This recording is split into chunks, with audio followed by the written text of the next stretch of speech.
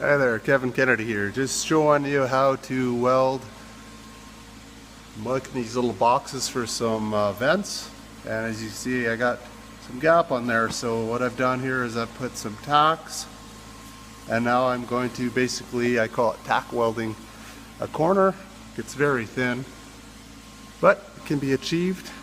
Not too bad, pretty easy.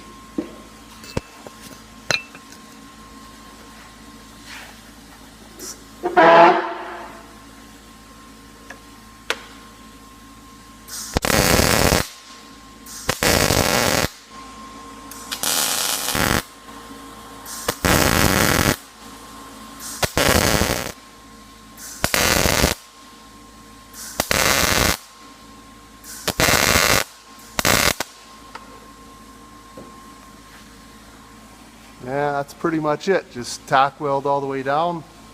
And as you can see, doesn't look too shabby. I'll just hit it with a grinder and clean it up, and that's pretty much it. So anyway, have a good day.